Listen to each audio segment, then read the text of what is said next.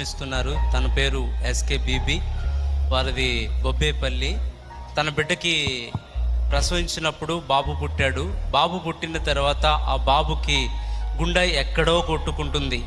డాక్టర్లు అన్నారు బాక్స్లో పెట్టాలి, ఈ అబ్బాయి బ్రతుకుతాడో బ్రతకడో కూడా చెప్పలేము, 2 లక్షల అమౌంట్ తీసుకొని వస్తేనే మేము ఆ బిడ్డని బ్రతికించగలమని డాక్టర్లు చెప్పినప్పుడు వీరి దగ్గర 1 రూపాయి కూడా లేని పరిస్థితి. దేవా, సహోదరికి అయితే విశ్వాసం ఉంది, దేవుడు స్వస్థపరుస్తాడు, ఆ బిడ్డకు చక్కటి ఆరోగ్యాన్ని ఇస్తాడు, ఎటువంటి అమౌంట్ కట్టకుండా కూడా దేవుడు చేయగలడని విశ్వాసంతో అక్కడే మోకరించి ప్రార్థన చేసింది.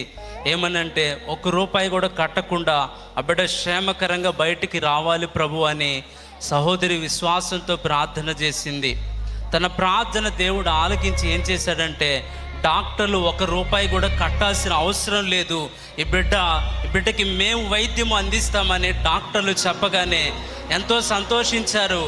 దేవుని ప్రార్థన దేవుడు ఆలకించి చక్కటి ఆరోగ్యాన్ని ఇచ్చి రిపోర్టులను దేవుడు మార్చాడని సహోదరి సాక్ష్యం ఇస్తుంది.